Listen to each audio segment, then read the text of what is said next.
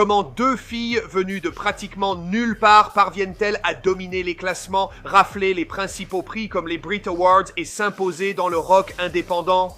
Wet Leg est certainement devenu l'un des groupes les plus commentés au monde. Et avec leur ascension, il y a toujours cette question précise que les fans continuent de poser. D'où vient le nom Wet Leg? Eh bien, la réponse pourrait vous surprendre et elle sera certainement incluse dans cette vidéo. Quoi qu'il en soit, Wet Leg est en train de devenir l'un des plus grands groupes du monde.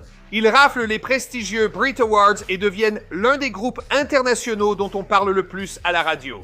Certaines personnes viennent d'arriver et essaient de comprendre qui ils sont et le nom du groupe, ce que nous expliquerons plus tard. Nous avons beaucoup à couvrir sur Before They Were Famous. Cela fait un moment que je n'ai pas parlé d'une rockstar, j'ai hâte de commencer. Allons-y. Wet Leg, eux, ils ne viennent pas d'une scène musicale bouillonnante comme Londres ou New York, ils viennent d'un endroit beaucoup plus calme et, honnêtement, un peu inattendu. On parle de l'île de Wight. Petite île au large de la côte sud de l'Angleterre, célèbre pour ses plages, ses retraités et quelques festivals de musique. Jusqu'à présent, elle n'avait pas vu de star mondiale de l'indie rock. Mais ça, c'était avant Wet Leg.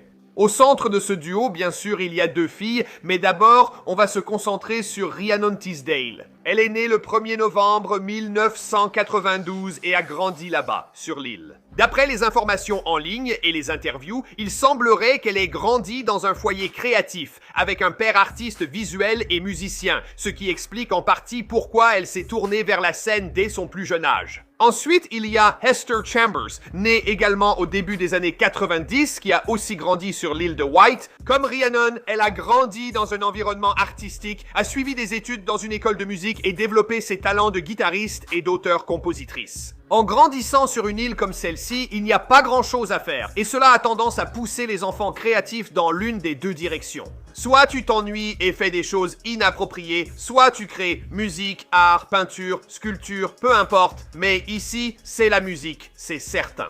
D'après des extraits et des interviews, Rhiannon, elle s'est clairement tournée vers le côté créatif très tôt. Il existe de vieilles photos et des vidéos qui circulent montrant Rhiannon en train d'expérimenter avec la mode de scène et la musique bien avant que Wet Leg n'existe. Elle a aussi parlé dans des interviews de ses différentes phases musicales, d'avoir essayé divers sons et styles, et même d'avoir travaillé sous différents noms de projets avant de trouver ce qui finirait par s'imposer. Esther a suivi une voie plus traditionnelle dans la musique, perfectionnant son jeu de guitare, apprenant le métier et posant les bases qui deviendront un élément clé du son de Wet Leg.